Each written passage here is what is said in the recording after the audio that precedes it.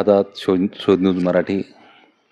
आज आम्ही तेलंगणा आहेत SC फॉर SC's राईट्सचे संस्थापक अध्यक्ष सन्माननीय सायलूदादा म्हैसेकर यांच्या निवासस्थानी आलेलो आहोत.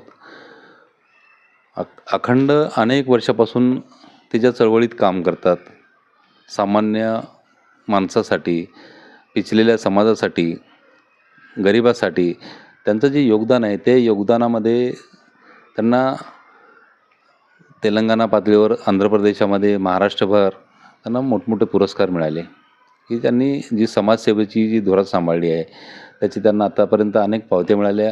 त्यांचं हे निवासस्थान आहे, घर आहे, या घरामध्ये अनेक त्यांना मिळालेले पुरस्कार आहेत, ट्रॉफ्या आहेत. आपण आज प्रत्यक्ष त्यांची भेट घेत आहोत.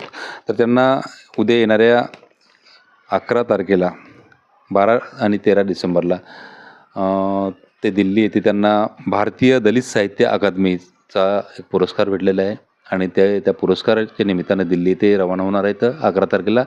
तर आपण त्यांच्याशी आज खास चर्चा करूया. जय भीम. तर आपल्याला जो उद्या 12 डिसेंबर आणि 13 डिसेंबरला दिल्ली येथे जो पुरस्कार जाहीर झालेला आहे, भारतीय दलित साहित्य अकादमी, या 41वा राष्ट्रीय दलित साहित्यकार संमेलन 2025चा हा पुरस्कार तुम्हाला मिळाला आहे. तर काय सांगाल या पुरस्काराबद्दल? काय वाटतं तुम्हाला? पुरस्काराबद्दल काय पुरस्कार म्हणजे तुम्हाला जे दिल्लीपर्यंत तुम्हाला इथून बोलावणं आलं, होय, तर तुम्ही जे कार्य केले तर त्याची पावती मिळाली असं तुम्हाला वाटते का? बरोबर.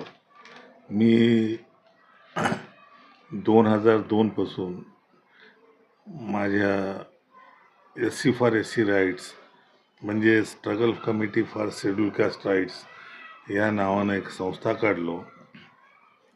त्या संस्थेच्या अंतर्गत मी पुष्कळचे सामाजिक कार्य केलो. जसं की गोरगरिबांना विजयादशमीला वस्त्रदान आणि होतकरू शालेय विद्यार्थ्यांना 10वी आणि 12वीच्या लोकांना हे माझ्यातर्फे 5,000 रुपयाचे स्कॉलरशिप फक्त दलित समाजाकरता. आणि त्याचबरोबर मी आजपर्यंत 9 सामूहिक विवाह सोहळे अरेंज केलो. आता यंदा पण 10वा सामूहिक सोहळा मी अरेंज करत आहे. हे पॉम्पलेट आहे, खाली खाली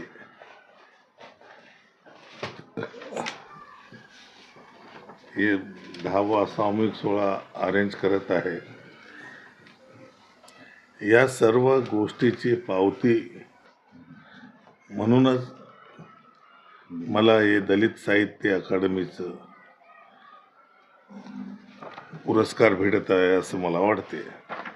साहेब, आपण जी मेहनत केली, जी किमया केली, जर आज आपल्या निवासामध्ये, आपल्या बैठकीमध्ये सर फोटो घ्यावर आदरणीय बाळासाहेब आंबेडकर आहेत, आदरणीय आनंदराजजी आंबेडकर आहेत, आदरणीय भीमरावजी आंबेडकर साहेब आहेत, जोगेंद्रजी कवाडे आहेत, हे सर्व आपल्या निवासस्थानी आले होते. तर ह्या तेलंगणामध्ये आल्याच्या नंतर ते खास करून आपल्याकडं त्यांचा निवास असतो किंवा ते आपल्याकडे राहतात. तर त्यांच्याबद्दल काय सांगाल तुम्ही? चळवळीबद्दल काय सांगाल? चळवळीमध्ये मी 1982 श्री प्रकाश आंबेडकरजींना मैसा मुक्कामी बोलावलं होतं. तेव्हापासूनच आमचं त्यांचा संबंध निर्माण झाले. याच संदर्भात परवा 2000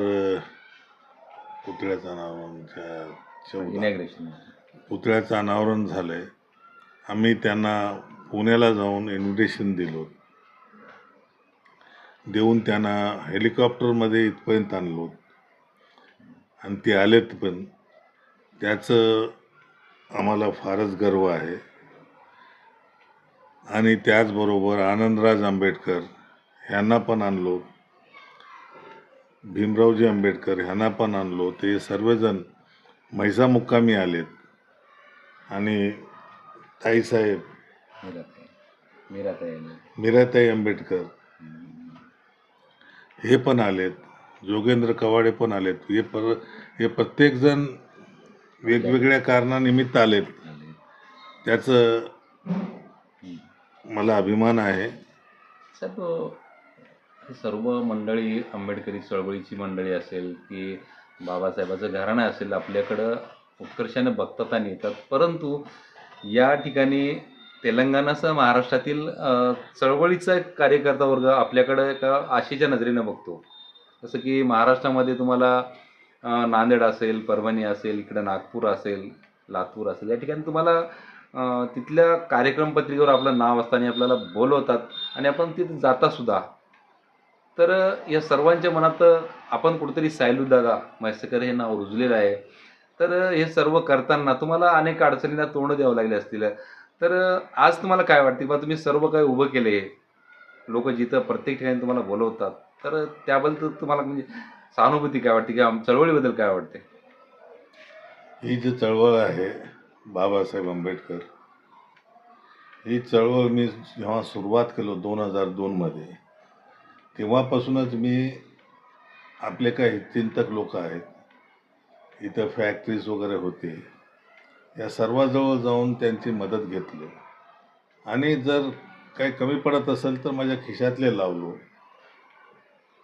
तरी पण मला कधीही कुठंही कोणत्याही गोष्टीची उणीव भासली नाही. हे सर्व मी केलो. इथं नेहमीच मदत करणारे लोक आहेत.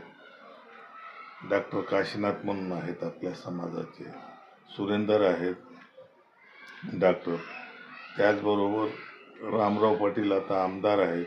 याच्या पहिलं नारायणराव पाटील आमदार होते, विठ्ठल रेड्डी आमदार होते. हे सर्वांच्या मदतीनं मी हे कार्यक्रम राबविलो. त्याच्यात मला काहीच अडचण आली. तर साहेब, या ठिकाणी आपण काम करत असताना याची आंबेडकरी चळवळीच्या प्रत्येक ठिकाणी, जसे नागपूर असेल, औरंगाबाद असेल, मुंबई असेल, दिल्ली असेल, या ठिकाणी दखल घेतल्या जाते. म्हणून आपलं खरंच कार्य उत्कर्षणीय आहे आणि काम करत असताना अनेक अडचणीला सामोरे जावं लागतं. परंतु या ठिकाणचा कार्यकर्ता ज्यावेळेस तुमच्याकडे मग भिक्खू येत असतील, भंतेजी किंवा कार्यकर्ते असतील, त्यांचं तुम्ही समाधान करून त्यांना पोटभर जेव घालून पाठवता, याबद्दलही आपल्या नावाची खूप चर्चा असते. आणि म्हणून आता उद्या होणार आपल्या इथं सामूहिक विवाह मेळावा आहे 10वा. यापूर्वीचे आम्ही विवाह मेळावे बघितलेले आहेत. तर हा या विवाह मेळाव्यासाठी आपल्या इथं म्हणजे खास करून कोण गेस्ट राहणार आहेत? भीमराव आंबेडकरजींना आम्ही बोलावं म्हणून ठरवलेलं आहे. अच्छा. याच निमित्तानं 15च्या नंतर आम्ही चाललो. काही लोक मुंबईला जाऊन त्याची तारीख घेता. जर ते तारीख देत नसतील तर जोगेंद्र कवाडे आहेत, त्यांची तारीख घेता. कोणता तरी एक मोठा कार्यकर्ता, मोठा माणूस समाजाचा आम्ही यांना बोलावता. मार्च एंडिंगमध्ये हे कार्यक्रम होणार.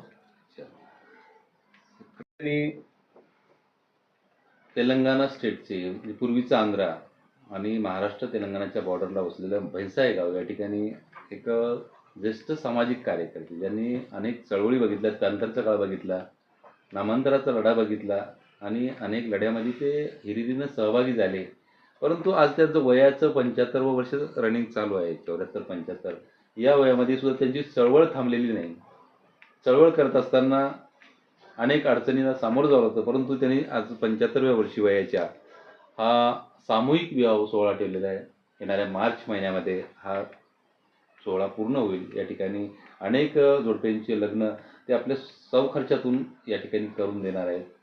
तर यापूर्वीसुद्धा अनेक मेळावे त्यांनी घेतले, अनेक गोरगरिबांना मदती केल्या, शैक्षणिक विद्यार्थ्यांना शिक्षणासाठी मदती केल्या, नोकरीत कोणाला अडचणी आली तर त्यांनाही मदती केल्या. म्हणजे सामान्य माणसापर्यंत जाऊन त्यांनी जी मदत केली, त्या मदतीचा, ज्या कार्याचा आज जो मागोवा घेत दिल्ली वरून त्यांना भारतीय दलित साहित्य अकादमीनं दिल्ली येथे बोलावलेलं आहे आणि त्यांना यथोचित सन्मान दिल्ली येथे होऊन त्यांना पुरस्कार दिल्ली येथे येणाऱ्या 12 डिसेंबर 2025 रोजी मिळणार आहे. तर यांच्या कार्याला शोध न्यूज मराठी तर्फे हार्दिक शुभेच्छा.